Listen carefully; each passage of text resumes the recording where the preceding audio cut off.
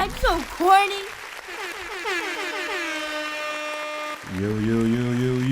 Yes, sir. Welcome back. Welcome back to Corny Dads podcast. We just here to highlight some dope fathers doing dope things or corny things for their dope kids. I'm CJ Snuggy Harris. First of all, it's dope things with our dope kids. Thank you, sir. Yogi Den, Namaste. Oz, and Charles. Catch me on Corny Dads at OJC on TikTok. Oh, you got it locked down now. You got it locked down. Hey, Chico, a.k.a. Ace, but my kids call me Papa. We back at it, folks. Back at it. Quick announcement. Thanks for the Corny Dads plug. We finally on TikTok. Yeah. Just at Corny Dads. At Corny Dads on TikTok. At Corny Dads. Follow the vibe. Hold on. Once again, we got to shout out the plug, man. New Corny Dad tees. These are kind of Buzzer fly. Beater Athletics. So Shouts out to our sponsor, Buzzer Beater Athletics. Can we catch it back? Can we turn around so they can see the back? Can you see the back of the drip? Oh. Big drip. Big drip. That joint shiny suits and things. You feel me? How you brothers feeling? Feeling good, man. Feeling good. It's today's a good day, man. We woke up on the other side of the dirt. Oh, talk that. Absolutely. I'm just dirty. I ain't take a shower. I'm playing. I took a shower. Got right.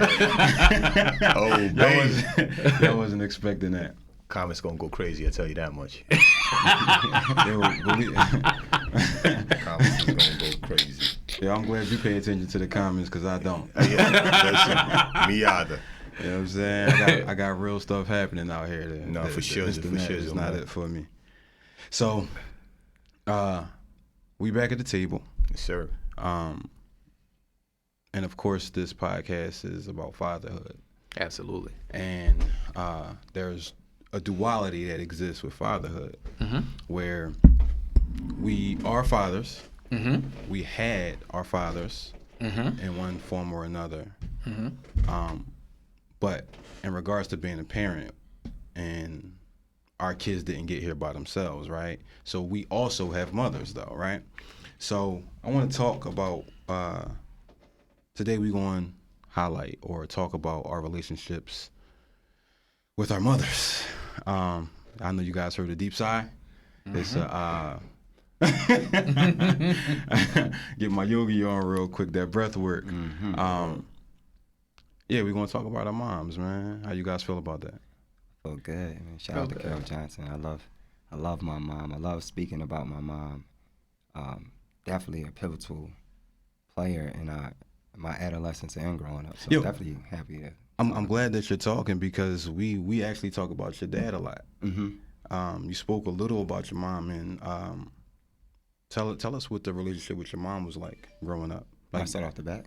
All right. Yeah, because you started talking. So. Oh, yeah. Shout out to Miss Carol. So shout out to Carol Johnson, and just recently spent a lot of time getting to know who Carol Johnson was. But growing up, my mom was like she was the foundation of it all, right? If you see, like her and I have talks now because we're going through this stage where we're learning each other more. And she knows me, but I'm learning her more.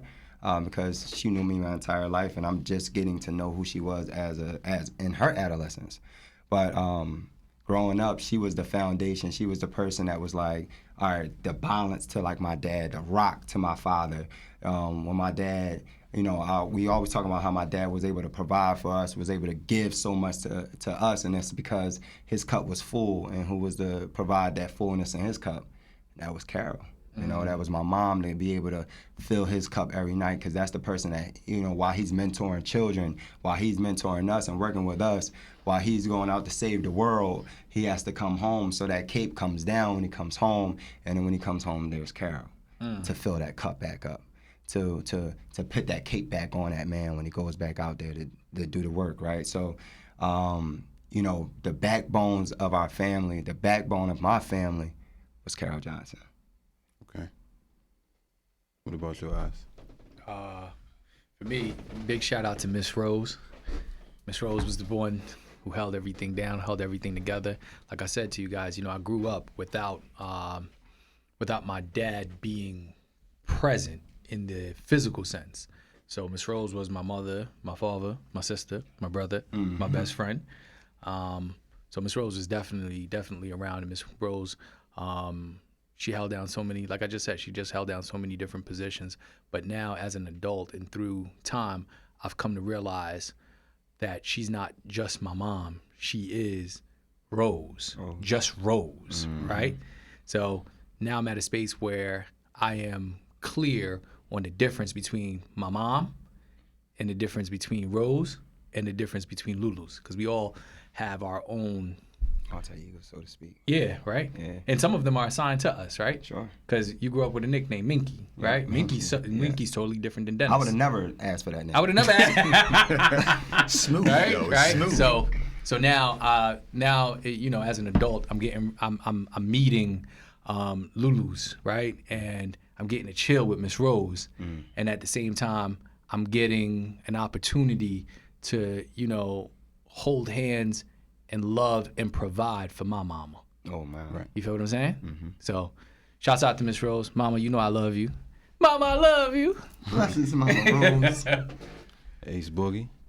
Hey man, I wish I had like a great introductory like you guys. But shout out to my mom, Simone Johnson, man.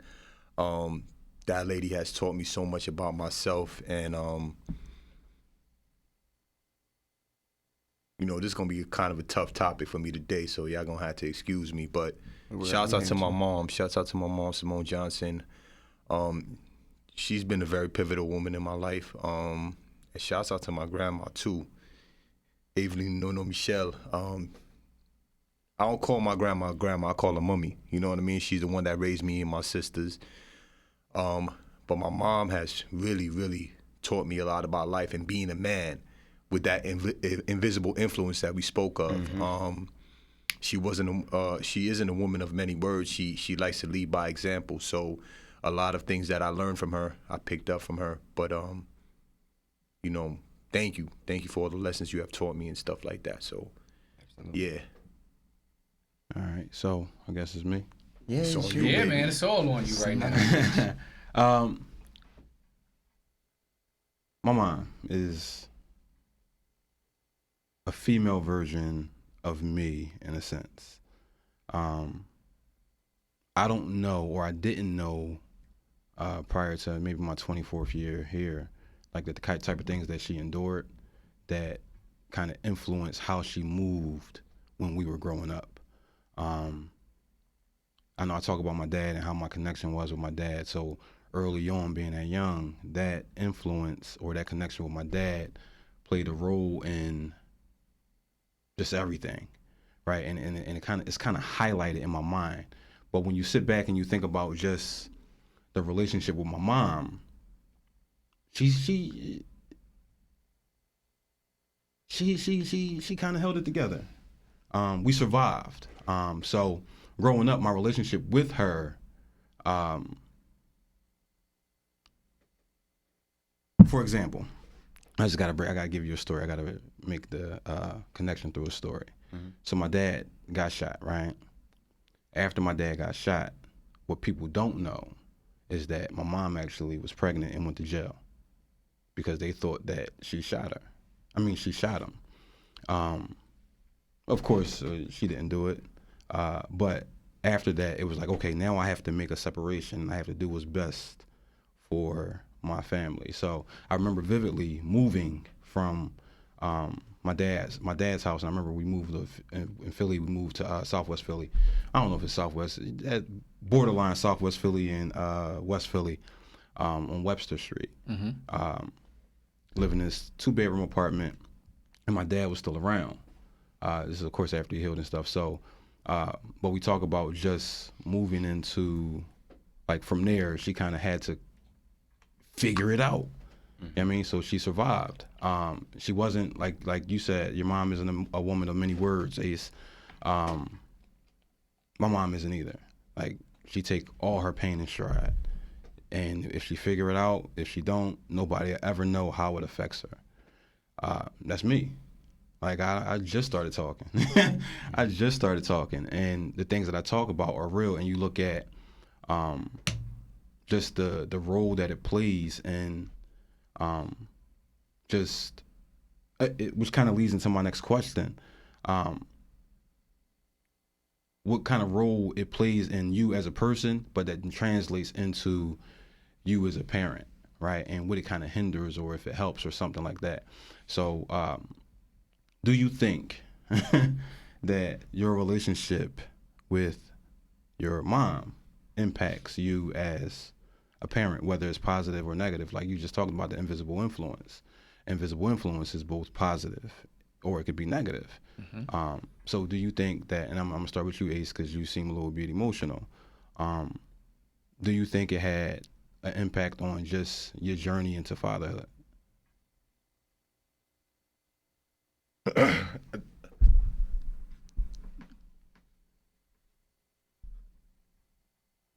Gotta get my bearings real quick. You need a sec? Need a sec. All right. I mean, I definitely can start there. So with my mother, I absolutely think that invisible influence is here. The first thing that comes to my mind is weird, right? It comes, what comes to my mind is ironing on an ironing board. I don't know why that comes to my mind, right? I'm still, my mom always used to, just goes back to when she used to use the starch to iron our jeans and our pants in the morning time, and that's the first thing that came to my mind. And I still do the same for like my kids. Like when I'm ironing and stuff, I'm looking for the starch. There's no starch, and I'm just ironing on the ironing board. I'm like, who used to do this? Where did I get this from? But the invisible influence from my mom, I can remember things like being on, going down to Jersey and being on a bus to go down to Jersey to go see my Aunt Robin, my cousin Manna, and Sean. I remember taking a bus sometimes to go to Delaware to go see my Aunt Linda, my Aunt Sheila, my Aunt Dawn, and family was like a huge thing for my mom. I remember my mom taking in this lady that my Aunt Liza. Now everybody knows my Aunt Liza, right? You used to come to my house, and this elderly lady used to be in the dining room. She lived with us, and for a long time I never knew the relationship with who this woman was, right? I never knew who she was. I just know my mom was taking care of her. I thought it was her next job. Everybody would ask me. I'd just be like, I don't know who this lady is, really. We just call her Aunt Liza. I don't know how she's related to us. But then come to find out, that's who raised my mom. This lady that my mom was taking care of raised my mother through her adolescence and through her adulthood. And when I learned that story, I found that when we talked about love and loyalty, right? Both of those things, my mom was very loyal to folks and very loving to folks. And then in turn, I grew up with the same mentality to be loving and loyal to my people, and especially to my family members, especially to my close friends. So that's where that come from, that invisible influence there. And yeah, that's this, I would say, and then now in my adult years, I'm watching the relationship grow between my mom and I when it comes down to how I am as a father, and how they were, my mother and my father were to us as children. And I'm just talking about everything they've done from again, like Christmas and all of the holidays, the big parties at the house, the family coming over. You guys all been to my house when we had these. That all stems from my mother and my father. It all stems from family, love, loyalty, and compassion, and respect and truth. So definitely influenced me and helped me in my fatherhood journey, because that's the same way now that I am to my children, and they carry that same energy. And I guess for me, it's the same but different, because I didn't grow up with my father living with me, right? So I had to see my mom, play so many different roles. So watching her play all these different roles actually really helped me to be the father that I am today, because guess what? I have no problem cooking. I have no problem cleaning.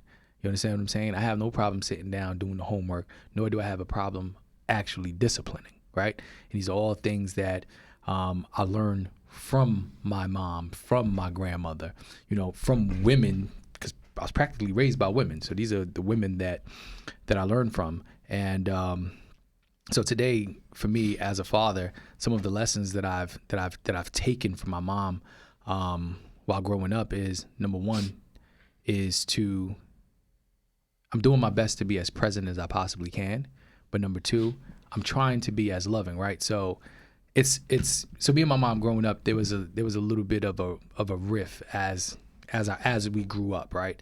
So some of the things that I experienced from my mom was so freaking positive, but a lot of them was so freaking negative. So as a father today, I'm able to look at the positives, right? And I'm able to be like, all right, listen, these are the things that I'm going to capitalize on. And I'm able to look at some of the negative things that I experienced from my mom growing up. And I'm like, you know what? These are the areas that I need to do better. But unfortunately, as just men, as just human beings, right? We all fall short before the glory of God, right?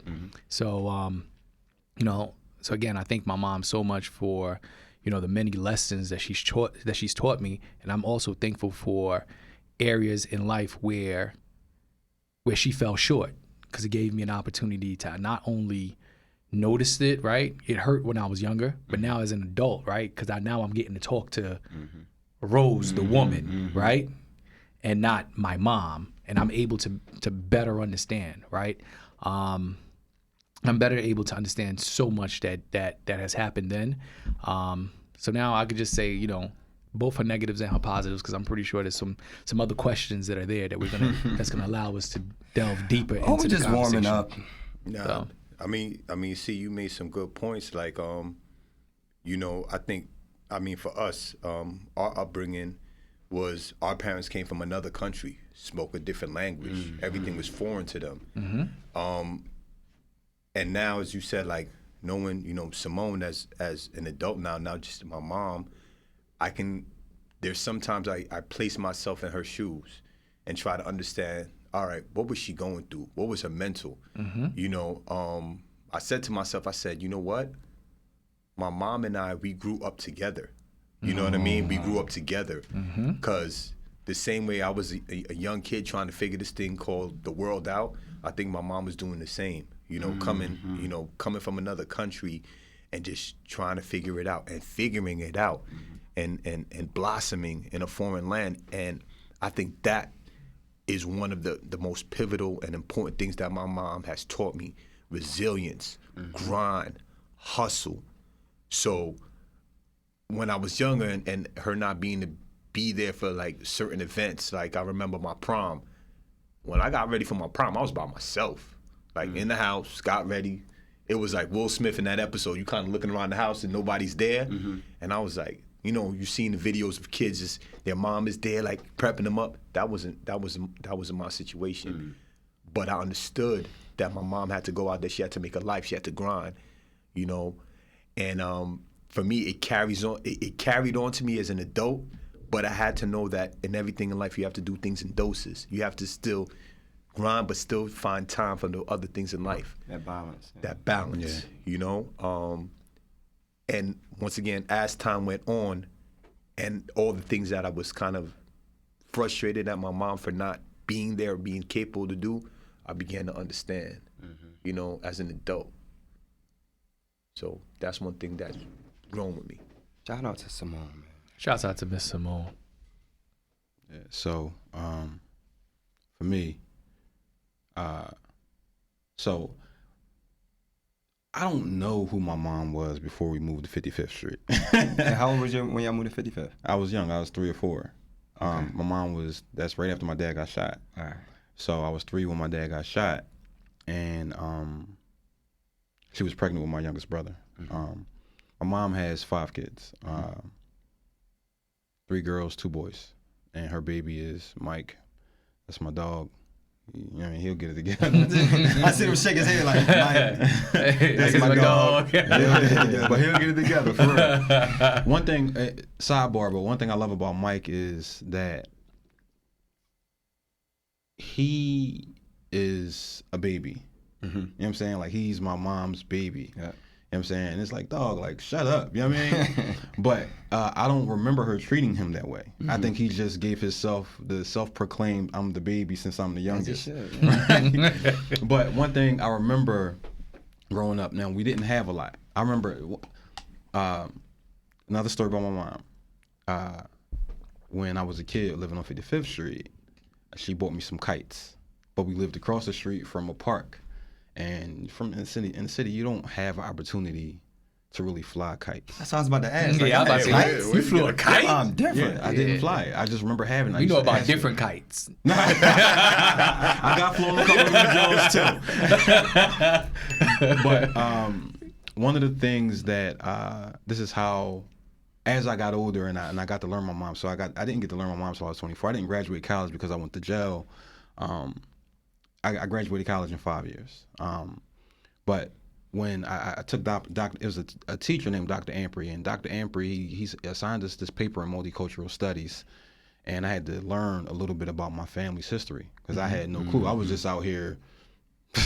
I was out here. Yeah, What they say? What they say now? We was outside. I was outside. Hugging the block. He was hugging Right. the block. Like and so I had to. Me being in college, making that decision, I really made a decision to go back, and I fought my way back. But by me taking Dr. Ampry's class, it gave me opportunity to have this conversation with Mom, and I learned a lot about her. I learned a lot about my family, and I told her about the conversation I had, we had the conversation, but how I felt about the kites. I just asked, like, yo, why ain't you never let me fly my kite? And she's like, boy, what kite? You know what I'm saying? So I told her, and she's like, yo, you remember that? And I'm like, yeah. So for graduation, she actually went out and bought me some kites. Oh, That's You know what I'm fire. saying? shout out to Fire. Mom. But That got you there. That got you there. So growing up, I didn't see that side of her. We didn't experience that. It was like a authoritative, I'm surviving, you got what you need type of environment. She wasn't open. She didn't communicate to us about things that she was feeling. But one thing that she did do was, regardless of however long I was with my dad or whatever, I always had to make it back and go to church with her. Whether it was 3 times a week, 1 time a week, or whatever. So what I realized about my mom, not now, but a little bit earlier in life, it gave her something to believe in, something more powerful than yourself. So that's the lesson. Like, yo, listen, you can believe in yourself, but you also have to believe in something or someone else. So my mom always told me, like, when I first started playing basketball and I was getting good and stuff, and I told her my goals of basketball, she kind of like reinforced my belief, like, yo, you can do it and all that stuff. So these are the things that kind of translates to my relationship with my sons. Like, yo, listen, that's why we got the alphabet. And the alphabet is just a reinforcement of what you already know. So that's one of the things that kind of like I remember, like, having that belief early on and her reinforcing, like, I remember the first game my mom came to. What was the game? It was a basketball game. I had got kicked out of the school she worked at. For what? Demerits. Like, I was, I was always that kid. They had a demerit system. And the crazy part, we always talk about this. We just talked about this in her kitchen a few weeks ago with my nieces. Like, yo, the demerits came to her desk and she still put them in. That's not riding right. Wow. That's what I'm saying. That she was the dean. She put the no. demerit She in? was the I don't know if it's the secretary Yeah. or whatever. She was So the it come to her secretary. It come first. to her first, and then she got to put it in the system. And she said, So- Clarence Harris, my son. Yeah. Put it in. Yeah. That's So discipline, boy. what? What you talking about? Yo, and then, That's love. It is, because what it did was, and I don't want to get stuck on this, but what it did was, it showed me, like, you're not above what's happening. Thanks. Like, our relationship is our relationship, but you're not above what's happening. You have to eat these consequences. What's next? What's next? What's next? So I ended up going to another school, relationship based, of course, and they didn't. Make a long story midget, I got on the basketball team. Listen, we love little people here. Oh, We love little people. Sorry. make a long story. We're from West Philly. Make a long story shorter. They didn't have a basketball team. I made the basketball team, got on the basketball team, and the first game that she came to was me playing the school that I got kicked out of. And I remember being real cocky and all of that stuff because I was really good, like F y'all. And I shot a shot, it went up in the air on some Steph Curry stuff. I knew it was going in. I ran to the sideline and kissed her, right? And she was just like, boy, what are you doing? But she was so happy. You could see the joy, like, dog, I didn't know you was like this. But yeah, like just that, she always reinforced my confidence, and that just seeing her at that game gave me the motivation I needed to perform under those lights. It wasn't about it. She could be the only person in the crowd.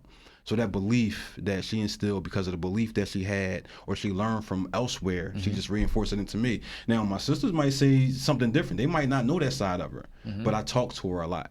Like, it wasn't always that positive because I remember other conversations that we had that just, you know, we kind of butted heads, and it was about doing certain stuff and all of that stuff and what I should or shouldn't be doing. And those are the conversations that kind of like, kind of hurt us or shaped my perception of her. But yeah. No, this is all important information. This is all important information. But you spoke of discipline. You spoke of how your mom disciplined you when she put those merits in. Is there any like pivotal time that you know that with your mom that she had to really discipline you to kind of really put you in check for something that you may have felt that you habitual line stepper, like you stepped over the line, and your mom had to really be like, "Nah, I'm gonna have to put the hand of God on you." I already feel it already. See what you see feeling the lashes right now. Listen, honestly, I think I have so many stories. I have so many stories. Listen, growing up in a Caribbean household, there's something called a matinette. What's that? I don't even know what it is, bro. Hold on, it's a piece of wood. And it's imagine a in leather like calf belt, skin, like cut up in strips, like a. Y'all bought that over? Yo, bro, they brought that over. That no, that wasn't made here. It was brought over. I'm about to say, it was brought over. Custom. Yo, it had a handle, and they would hang it up on the wall. They hang it there just to let you know that discipline lives in this home, right? That's probably one of the first things that was packed. Probably one of the first things. Absolutely one of the first things, right? So I have so many stories that I could tell about me crossing the line and my mom having to check me. Yeah, I crossed the line a couple of times and my mom had to check me. But to be quite honest with you, I can remember, the last time, and I would probably say one of the most impactful times, right, that I crossed the line and I had to call my mom on the phone for help. I had to call, right? So I ring. Hey, Ma. I blinked up. Oh, really? And it just got quiet. And I'm like, so Ma, click. So it's quiet for that. Click. It was at this moment that he knew. It was at that moment. No, seriously, man. So that was a moment where, my mom left me stranded, but in my youth, it bothered me so much that she left me, right? And I really didn't understand, like, how could a mother do something like that to their son, right? I called her, I told her that I needed help, and she just left me for dead, right?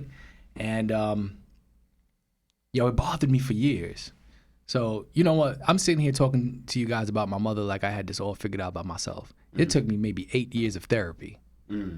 8 years of therapy. Shouts out to Brother Powell. My therapist at the time, who helped me to really unpack a lot of these things with my mom, who forced me to have certain conversations with my mom, forced me to have certain conversations with my dad. But to be quite honest with you guys, for years and years and years and years and years, the relationship between me and my mom was jacked up. It wasn't good. The older that I got, the more and more our relationship started to part, because I started to have certain beliefs of my mom that weren't real, right? I started to just think of her as a mom and not really identify, like, she had her own growing up, her own trauma, her own growing up that she had to do. She had her own, relationship with my dad that she had to struggle through. You understand what I'm saying? And she just basically just had her own life that she had to live. So I don't want to make it sound like I'm up here just talking and just having a conversation, and I'm just sounding like I'm good and healed, and this was something that I figured out and I did on my own. Nah, this was like 8 years of therapy, and I'm talking about hard therapy, right?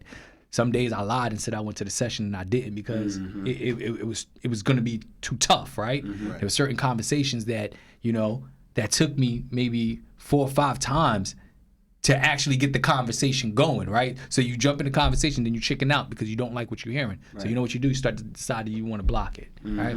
So again, for everybody that's listening out there, and I know that there are a number of brothers, right? When I say brothers, I just mean men. There are a number of men out here who, you know, suffered their first heartbreak from the hands of their mother. And I'm one of those people. I suffered my first heartbreak from the hands of my mom. So that when we're talking about right now is discipline, right? That wasn't necessarily a heartbreak. But guess what? At the time that it happened, it broke my heart, which led me down a path of consistent disappointment and heartbreak by the hands of my mama. Right? Wow. So, you know, Ace, talk to me. Have you ever been disappointed? Have you ever been heartbroken by your mother? As I'm listening to you tell the story, and I'm like, yo, okay, I agree. Like, I know what that looks like. I definitely know what it looks like. At one time, I felt like I was betrayed by my mother. Betrayal. I don't think anybody's ever felt like they've been betrayed by their mother. I have. Well, I too. We gonna talk about it.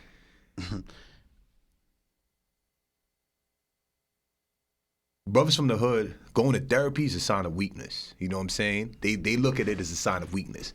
Like, yo, what's therapy? What? Like, yo, you crazy? Nah. I'm broken. You said 8 years? I've been fighting with this demon for 15 with the relationship with my mom. It's been in and out for quite some time. I think that subconsciously we know that our mothers are our first everything, our first girlfriends, our first loves. Like, our partners that we decide to be with are reflections of our moms in some sort of facet. Like, what we saw with our mom and how they conducted themselves, how they carried themselves, it was kind of normalized. So as young children becoming adults, we kind of acclimated to it like, oh, this is how it's supposed to be. This is how women should conduct themselves. This is how maybe they may or may not handle situations because we saw it firsthand from our mothers, our earths. Snug, you told a story about your father when he got shot, Christmas, right? And I think then mentioned like, well, how does the holidays? How do you feel when it comes around Christmas time for you? And you're like, oh, I don't feel nothing about it. It ain't the same for me. About 15 years ago, Thanksgiving. I was a Thanksgiving crasher. Every year I'll have somewhere to go for Thanksgiving. Never at my house, because my mom was always working. She was a grinder. This year we decided to have dinner at our house. Oh boy. So at the house, we're chilling, everybody's enjoying themselves. I'm downstairs in the basement with the fam. Shouts out to my brother Showtime. Shouts out to my brother G-Slap. My brother G-Slap. G-Slap. Not Knapsack, not that's my brother. Black Sack wasn't born yet. No, he actually was. He actually was. Was he born? He was born. He was about 4 years old. But we gotta give him a code name. But I'm gonna tie in what you just said to that. This is gonna be it's gonna be a bit long-winded, but I'm gonna be able to incorporate everything that you guys have said in the past. We're all hanging out downstairs. Food's on the table, ready to go. We got a question. Yes, sir. And you're how many years older than my brother, my little brother? Yeah. 19. Okay. So my brother at the time was probably like 3 years old, 4 years old, but he was well aware of what was going on, unfortunately. Okay. And we'll talk about that a little bit too. We're all hanging out, table set. My mom comes down frantic. Like, hey, what's going on? Her partner at the time, or her partner now, I don't know their status, she stated to me that he put hands on her. Okay. If anybody knows me, I'm very protective of my family, even the women of my family. Ask my sister, woman, what's up? What's up, sis? I love you. I was in the basement of my mother's house. It was a 3-level house. I must have got upstairs in 2 steps. No cap. I confronted the coward. I asked him a question. I put hands and feet on him. Hands and feet. Hands and feet. Don't want to go too much into the details of the situation, but it got dire. He was very hurt. Very, very hurt. Law enforcement got involved. A warrant was out for my arrest. This is Thanksgiving. I emphasize on the importance of a village. Shouts out to Showtime once again. I'm on the run. Showtime's aiding and abetting right now. He's aiding. He's an accessory. Shout out to Showtime. I have to get my affairs in order before I turn myself in. Stay with Showtime for a night. Shouts out to my cousin Mike, legend. He puts me up for a couple of nights. At the time, my uncle, Pierre Michel, he's now retired NYPD. Getting on the phone with him, I'd say, Pierre, listen, this is my situation right now. I need help. Okay, we're gonna arrange it. We're gonna arrange a time for you to turn yourself in. I'm communicating with everyone but my mother at the time. Right. Why? And can I ask you a question? Yes, sir. Why not communicate with your mom? What did you think? My mother at the time, I didn't feel like at this time I'm on the run. So I'm thinking if anything, my mother's gonna reach out to me directly to find out if I'm okay, which she did through other people, through other sources. You know what I'm saying? It comes to the day, everybody, word's getting around the family. Everybody from the family's finding out what's going on. They're checking in on me. They're like, "Are you okay?" Not really hearing much from my mom. Okay. At this point, I'm thinking to myself, what's going on? Like, I'm confused. Did I do something wrong? Isn't it protect black women? Before it was a hashtag? I was doing my duty as a son to protect my mother, which I did. But I didn't feel like it was reciprocated. I was torn. We go to a point where now it's the day to turn myself in. I met my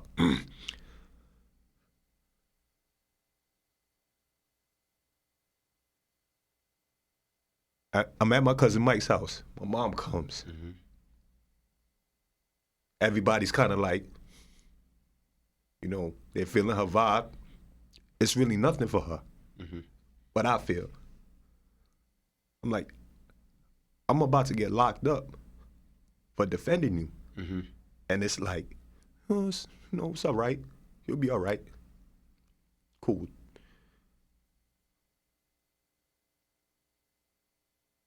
My Uncle Pierre arranges me to turn myself in. I turn myself in. I go through the process. I'm given a court date. At that time, I can't go back home. It's the holidays. So you're talking about Christmas, lights, all of that. I'm in the streets. This gonna be a worse time. Tough. Still not really getting the communication I want from my mom. Like, what's going on? What's the plan of action? I'm in the streets. What was you looking for, Ace, from mom at that point? Some support. I was looking for anything at this point. And in my family, everybody's kind of like trying to provide me with support, but it's such a sensitive topic because they knew, like my grandmother knew, my other grandmother knew, like everybody kind of knew of my mom's and her past traumas, but I was kind of in the dark. So I'm sitting here trying to figure this whole situation out. The day of the arraignment comes. I'm in court. Looking around. Judge didn't call my name yet. Where my mom at? Somebody runs into the courtroom frantically. It's my mom. My mom is a nurse.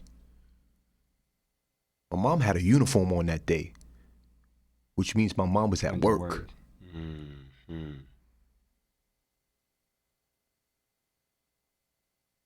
You went to work today? You on your lunch break? I may go to prison for this. I may get locked up for this. And you went to work? Still trying to process the situation.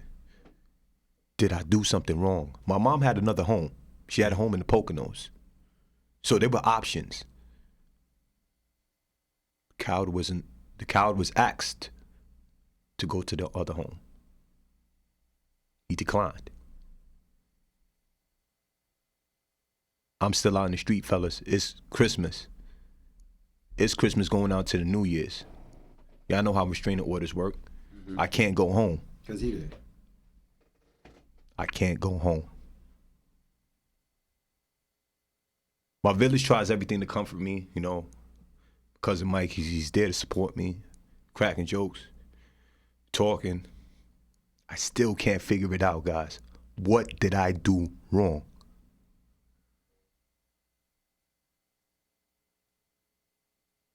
I come back home. They have an argument. I hear it. The question was posed, him or me. Now, this is not a Jody and Yvette situation where it's like, yeah, that boy. No. It's him or me. I don't need to hear the answer because your actions already displayed that. Now, let's be clear. I'm not here to villainize my mom. I'm just telling my truth. Right. Absolutely. I leave. My relationship with my mom was fractured for several years over this. And we'll discuss it more as the show goes on. I don't want to be too long-winded in this, but I just wanted to give you a backstory of where that major fracture with my mom was made. And I sat there for years, going to therapy, struggling. And you know, sometimes brothers from the hood, when they feel broken, they numb the pain, drinking, heavy, drinking, a lot of drinking.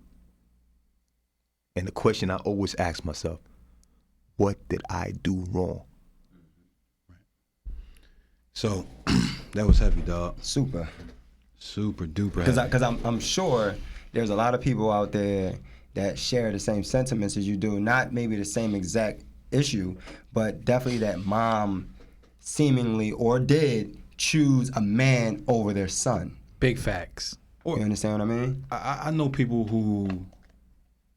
whose relationships with their mom has been more like a partnership, and then mom goes off and finds somebody else. Now it's like that partnership is fractured because now I'm at odds with this guy. You know what I'm saying? You're fighting for status. You're fighting for the status over a woman, right? Yeah. Right. And even though the woman is your mom, Right. It's For like, sure. no, I'm the man in her life. And it's like, nah, young fella, I'm the man in her life. Right. Listen, when you are a young kid, like my father bounced, I think I was like 5 years old, right? So I'm going to say from 5 until, right?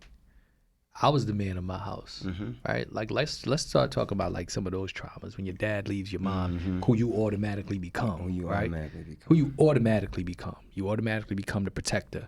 You automatically, whatever you can provide, whether it's you cleaning the house up, that's your form of being able to provide, right? Absolutely. Right? And what do? You profess, right? When you see your mom sitting there crying and her world's looking like it's broken up, you profess your love, like, Mom, I love you, right? When you get some good grades, you bring it back home to your mom. It's, hey, Mom, look, I got these good grades for you. I love you. That's your form of providing, right? These are some of the things that we are trained, right, throughout life that we don't necessarily even know or even understand, right? So or even this is from a male's perspective. It's innate. it's innate. It's It just innate. Some of them automatically things, happens. Some of them things is just It like just automatically happens. Yeah, it's like that. And it's like we don't. Humans are the only species on this planet that a parent or parents have to carry them through until they're 18 years old. it's true. The only species on this planet. Most is birds. They actually kick you out of the nest, fly, or you don't, right? So us as and again, this is where I place an emphasis on black men, right? Because I can only speak for black men in this particular situation, right? Growing up in an urban city, growing up in the environments that we grow up in, right? We automatically feel like we have to protect, right? Because when you look outside your window, you're very clear what's going on out there. It's either, you know, at night you're hearing, you know, the sweet sounds of an urban community, right? Let's call it what it is. The sweet sounds of an urban community. You get to hear those, right? And when you actually walk through the streets, you actually get to live in the movie of what an urban community is, right?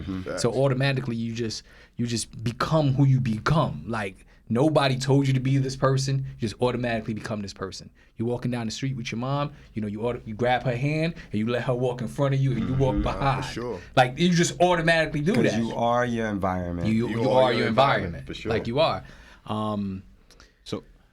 So for me, it was a little bit different. So I highlighted how excited I was for my mom to be at that game, right? But you talking about I was 17, 18 maybe at the time. But so now we got to rewind the story back a little bit, because the same thing you talk about where you called your mom, I had to do that. But prior to that, my dad passed away, right? I always highlight my relationship with my father. So now me spending all of this time at my father's house, I'm gonna tell y'all again, it's a story. We were living in the south side of West Philadelphia, and I went to a school down Southwest Philly. My grandmother lived directly around the corner from my father. And this particular day, I leave school. I don't know what my dad and mom went through, but she calls my grandmother's house from work. She worked for a company called Health Partners, which was the insurance company. She called my grandmother, and she tells my grandmother. Still got that. They still got that? I don't got that, so I don't know. She calls my grandmother, and she tells my grandmother not to let me go to my father's house. Now, this is May 8th, 97. You know what I'm saying? And that particular day, it's probably like 6 o'clock. And my mom calls my grandma. I'm like, all right, they can come home, catch the bus home, whatever, right? So we're standing on the bus stop, my brother and I, my youngest brother and I, and I see my one of my dad's daughters. She was crying and falling out, and my brother was holding her up. So, you know me, that's my brother and sister. Even though, put it in context. My dad was 56 when he had me, and I'm 13 at the time. So he's 69 right there. He about 100 years old. He about 101. So Anything over 50 is 100. so that particular moment, like all of my siblings, his youngest sibling is 20-something years older than me. So, you know, I go ask, like, yo, what's up? Like, they like, my dad had an enclosed porch, and on his enclosed porch, he had a table, a little bench, to these 2 little chairs on the back side of the on the porch, and they told me, like, my dad passed away. Now, put it in context. My grandmother's house is, you turn my dad's corner, her apartment building is right there. Literally 100 steps, I'm at my dad's house. So I cross the street, and I'm like, nah. So I go around there, and I see my dad. So from that moment, I resented my mom, because I felt like she was the reason that my dad passed away. Wow. I was keeping him alive. And you got to think, I'm 13 years old. Yeah. You know what I'm saying? Like, so, yeah. So that resentment. And then, you know, of course she come up there, and it's like, trying to reconnect, and even through the funeral and all of that stuff, it's like, nah, I'm good. So right after the funeral,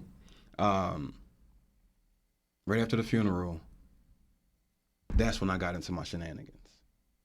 I'm in the house. He gave me a dog named Brutus. That was the last thing he gave me. I love Brutus. He was a pit bull mixed with a German Shepherd. Yeah, he was the toughest dog in the neighborhood, man. The sweet sounds of the urban environment. toughest dog in the neighborhood. But and I remember, like, everybody was compassionate, and I didn't care, because I hated everybody. So me and Brutus, we walked in, we got into some shenanigans, and from that moment on, I learned how to be a menace. So you actually just raised a great point, right? The resentment that you felt for your mom on the strength of your dad. Right. Is there anybody else here? Because I know I suffered from it, right? I resented my dad because of my mom for years. Right. Need to speak on that. Let's hear that. Not me, but I'm curious to know. Yeah, me as well. Like when you say you resented you felt like your dad leaving contributed to your mom's like course of like everything. Like for example, I resented my dad on the strength of my mom. What my mom was consistent, like the energy that she consistently fed us, right? Like I can't ever say to you guys that my mom said, your dad is a blah, blah, blah, blah, blah. She never said those words. Right? Those words never never came out of her mouth. And if it did, maybe once or twice it did, right? Because the word never is like so far. But I've had the experience, right, where, you know, I grew up resenting my dad on the strength of an energy that I felt from my mom, right? Not even knowing or really understanding as a child that there's 3 stories. It's her story, his story, and the truth. Absolutely. And the truth, right? Yeah. So it's, again, I feel like, you know, throughout that time, I really, really resented my dad, again, because we were talking about being young, being children, right? Being in an urban environment and things that we just automatically, innately just do, which is to protect, right? So my mom is saying, you know, I'm getting this energy, and not energy, because I actually experienced some things at the hands of my father that my mom experienced as well. So that right there set the foundation for the resentment, right? But you don't know why this man did it. I have no idea why he did what he did. But and you don't ask any questions. And you don't really ask the question. You just automatically protect the person that you feel is the weakest. Of course. Because I honestly believe if it was the other way around, and my father and my mother was violating my father, then I would automatically come and jump to his rescue and be like, whoa, what is happening? Right? But, and I, listen, we you know, urban environment, Caribbean culture. It gets real spooky. It does. It gets real spooky. So again, going back to, you know, my resentment from my dad on the strength of my mom, right? Being able to want to love and protect her, right? Again, when you are able to sit down and you are able to ask the right questions and have open and honest dialogue about what's happening, right? I had to sit down with my mom and told her that I am dying, right? I'm dying inside. I don't know what is happening to me right now. Like, I am married. I have a woman and I don't know what's wrong with me. And I think you guys are the reason why things are not the way that I would want them to be. I am carrying baggage. I'm carrying damage. Karma from debt. you guys. From you guys. Karmic debt. Yeah. Yo, bro, what you speaking is so spot on. We had a conversation, you know, myself, Yogi, and C yesterday. And like I said, as I began to get older and really take a step back and really try to analyze, you know, the situation that transpired with my mother, I asked all the W's: who, what, when, why, what. Now they have that website. I'm not going to say the website where you can go and you can chase back your lineage.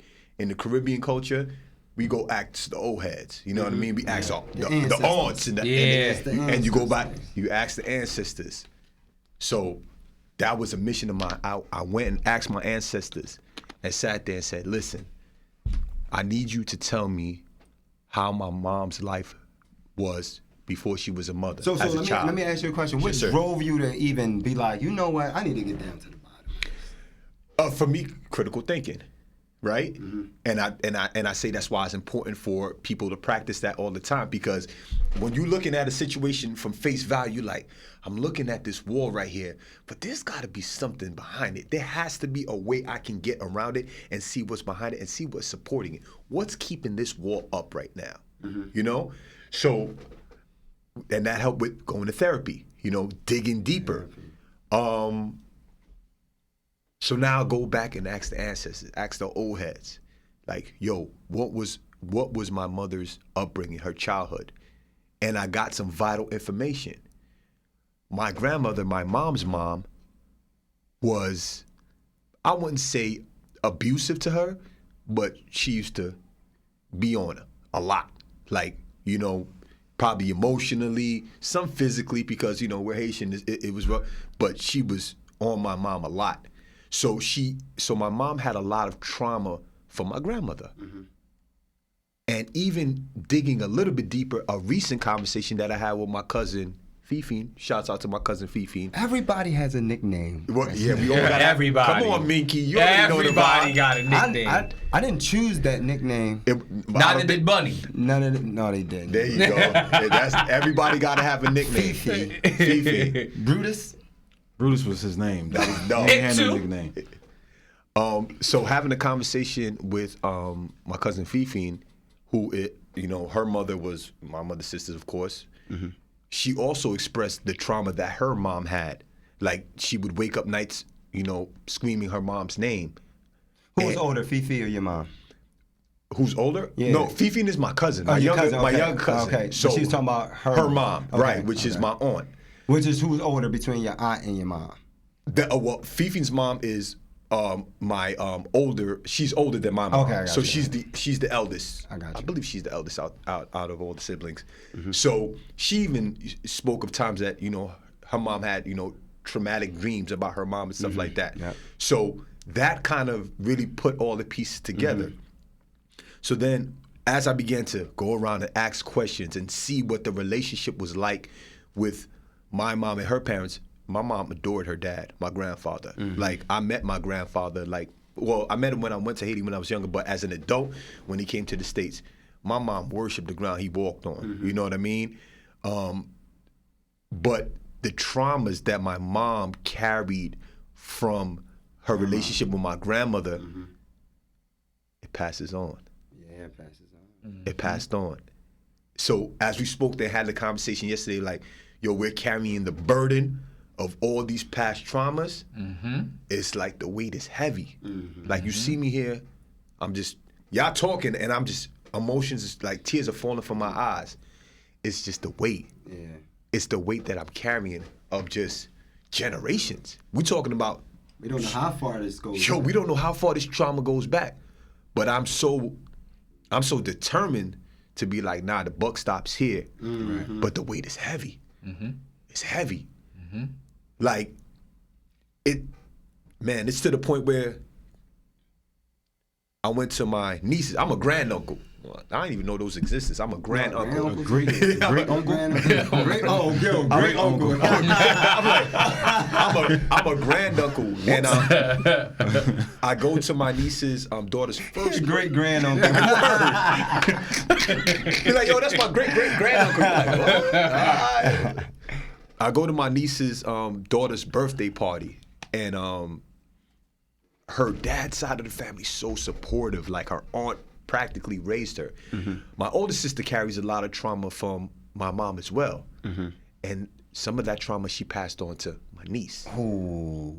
Slightly. Well, I can't It say can still slightly. be. It can still be. It's still there. So I'm at my grandniece's. You're great. Yeah, great.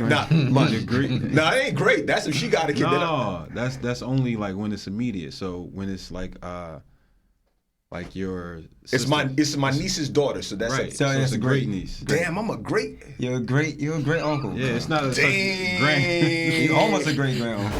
Jeez. That's wild right there. All right. I might have to change my name again to Great Papa. But I'm at the event, and it's a beautiful event. People are there, and I'm looking at the beautiful family, and her dad's family. Her dad's family's all there. Do you know I'm the only single representative from her mom's side of the family there? Wow. Me and the Wiz. We the only people there that's there as support. And I'm sitting there and I'm taking it all in. And I just had to put my head down and just get a moment and do some naughty show real quick to get my breathing together so I would not get emotional. And I felt all different types of emotions, like embarrassment, sadness, like heartbreak, like the trauma that's been passed on from however far it is still affecting us to this day. Absolutely. You know, and to my sister Sandy, I love you, sis. I know we haven't spoken in quite some time, and I just want you to understand that we can break this. We can break this curse, you know, and we just have to do the work. We just have to do the work. So with that, I know Snow you're about to go on, but I just wanted to say to the fans, to the people out there, to our community out there, to our family out there, to our friends out there, we know that this stuff is heavy. We get it. We know that it's like almost tormenting you. And even though you can't feel the weight physically, you can feel it mentally, spiritually, and energetically. We know that it's heavy. We get it. But you have to speak up. You cannot heal what you do not reveal. Absolutely. It's a fact. Real And shit. you may not be carrying just your karmic duties, that you may be carrying your fathers, your mothers, your grandmas, your grandfathers. But guess what? Just like Kendrick said in his album, it can stop right here. Just like Ace said, it can stop right here. And you don't, and your kin or your family going forward, your kids, your children, your grandchildren do not have to keep this karmic debt on their shoulders. So we can work through it. We're here to help, right? We're here to help. And then you have family and friends that you trust that's here to help as well. You just have to reveal your trauma so you can heal it.